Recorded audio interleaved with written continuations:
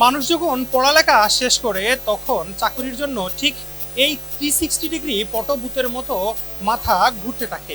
কোথায় গেলে চাকরি পাওয়া যাবে, কেননা পড়ালেখা শেষ করে সবারই স্বপ্ন থাকে একটি ভালো চাকুরির। তবে আজকে সিলেটে যে ব্যতিক্রমী উদ্যোগটি হচ্ছে সেটি সত্যি আমাকে মুগ্ধ করেছে। কেরিয়ার হাবের আয়োজনে সিলেটের এই খান প্যালেসে একটি হচ্ছে জব ফেয়ার, যেখানে কয়েক হাজার শিক্ষার্থী আবার কয়েক হাজার শিক্ষিত বেকার সেখানে আবেদন করেছেন।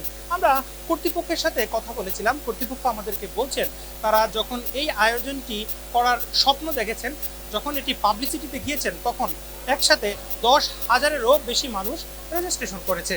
পরিস্থিতি আমাদের আশার চাইতেও অনেক ভালো। আমরা রেজিস্ট্রেশন করেছে আমাদের এখানে 10,000 প্লাস। হ্যাঁ, আমাদের টার্গেটের চাইতে অনেক বেশি। আর এখানে এখন পর্যন্ত 25 জন এমপ্লয়ার আমাদের এখানে স্টল দিয়েছেন।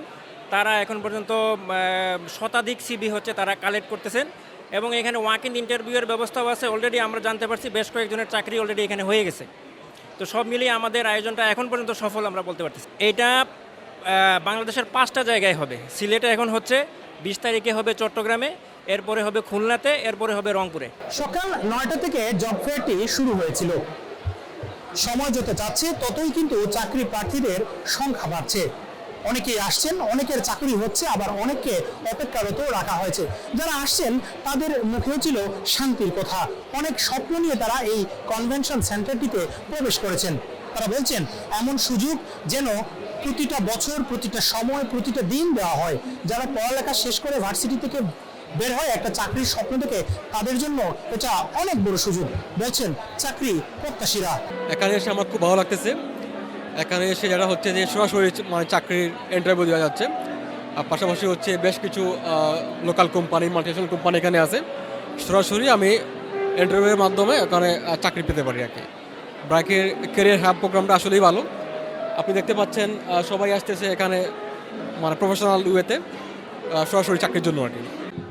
অভিজ্ঞতা ডেফিনেটলি খুবই ভালো। এর কারণ হচ্ছে যে এখানে অনেক ব্যাকগ্রাউন্ডের মানুষজনের সাথে পরিচয় হচ্ছে। যদিও আমি 3rd ইয়ার শেষ করে এখন মাত্র 4th ইয়ারে উঠেছি, বাট আই থিঙ্ক আমি অ্যাটলিস্ট বুঝতে পারতেছি যে এখানে কি কি জব ডেসক্রিপশন আছে, কি কি রোল খুঁজতেছে, অ্যান্ড প্রত্যেকটা রোলের জন্য কতটুকু এক্সপিরিয়েন্স দরকার, কি দরকার না দরকার, সব কিছু হচ্ছে এখানে একটা ইনসাইট পাচ্ছি, which is a very good thing. আর আমার কাছে মনে হয় এরকম জব ফেয়ার আরও বেশি বেশি হওয়া উচিত, আর একটু বেশি ভ্যাকেন্সি নিয়ে হওয়া উচিত, কারণ অনেক মানুষের হচ্ছে জব লাগবে। সো ভ্যাকেন্সি ওই তুলনায় একটু কম, কম্পিটিশন অনেক বেশি। ভাল লাগতেছে ওভারঅল দেখে। খুবই অনুপ্রাণিত হলাম। সিলেটেই প্রথম, আমার জন্য খুব প্রথম, তো খুবই ভালো লাগলো। আর স্টলগুলো দেখছি, আমি শুধু ব্যাংকার লাইনে দিয়েছি, যেহেতু আমি একটু ব্যাংকার লাইনে পড়েছি, তো আমি এখানে প্রথম আমি এখানে দিলাম। তো দেখি তারপর বাকি সিটগুলো অ্যাড করবো। যারা চাকরি প্রত্যাশী তাদের জন্য এইটা কেমন সুযোগ? অনেক অনেক, কারণ হচ্ছে বাংলাদেশে অনেক হচ্ছে বেকারত্ব, আর আমরা যারা মানে কম এডুকেশন আছি, আমাদের জন্য তো এই প্ল্যাটফর্মটা অনেক বড়, আমি মনে করি সম্ভবত। চাকরিদাতা প্রতিষ্ঠান এসেছে 25টিরও বেশি। ব্যাংক, মেডিকেল, বিভিন্ন গ্রুপ সহ বাংলাদেশের বিখ্যাত বিখ্যাত সব কর্পোরেট হাউসগুলো সেখানে এসেছে। তবে আমরা বেশ কয়েকটা কর্তৃপক্ষের সাথে কথা বলছিলাম যারা চাকরি দিচ্ছে, তারা বলছেন তারা যেটা প্রত্যাশা করছিলেন দক্ষ জনবল, সেটা তারা পাচ্ছেন না। তবে তারা আশাবাদী বেলা 5টার আগে অনেকেই আসবেন। বিশেষ করে এখানে সিবি কম পড়ছে, টেকনোলজিস্ট, নার্স, ডাক্তার এবং যারা কারিগরির ক্ষেত্রে যারা শিক্ষা নিয়েছেন তাদের সিবিটা কম পড়ছে। তবে সকলেই আশা করছেন অনেক চাকরি প্রত্যাশীরা এখানে আসবেন, ইন্টারভিউতে অংশগ্রহণ করবেন এবং তাদের সেই সোনার হরিণ চাকরিটি তারা পাবেন। তবে দক্ষ যারা আছেন তাদের সুযোগ অনেক বেশি। আসলে আমরা যেহেতু মেডিকেল, তো আমাদের দরকার ছিল মেডিকেল রিলেটেড যারা কাজ করেছেন তাদের সাড়া নেওয়ার। তো সেক্ষেত্রে দেখা যাচ্ছে যে জেনারেল যারা লেখাপড়া করেছেন, অনার্স মাস্টার্স যারা করেছেন, ওনাদের সাড়াটা বেশি। আমরা মেডিকেল টেকনোলজিস্ট বা হচ্ছে নার্স কিংবা ডক্টর, এ ধরনের সাড়াটা তুলনামূলক কম।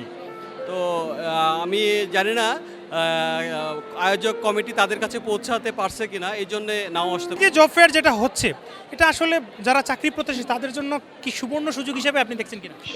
অবশ্যই সুযোগ। আমি আজকে সকালে কয়েকজনকে পেয়েছি যাদের আসলেই চাকরিটা দরকার, এবং আমার কাছে মনে হয়েছে তারা এখানে আসছে, বিভিন্ন বুথে ঘুরতেছে, এবং তারা চাকরিটা পাওয়ার জন্য যে তাদের যে আকাঙ্ক্ষা, সেই আকাঙ্ক্ষাটা তারা বিভিন্ন স্টলে ঘুরে একটা পছন্দসই প্রতিষ্ঠানে তারা সিবিটা জব করছে, সেটা তাদের জন্য একটা বড় অপরচুনিটি। দক্ষতা, স্মার্টনেস আর পরিপূর্ণ শিক্ষা যদি থাকে তাহলে কেউ কখনো হারে না। আজকের এই জব ফেয়ারই বলে দিচ্ছে এই মুহূর্তে বাংলাদেশে কত মানুষের চাকরি প্রয়োজন। সবাই হাসি মুখে ঘরে ফিরুক, এমনটাই প্রত্যাশা সকলের। হুসাইন আহমেদ সুজাত, ৭১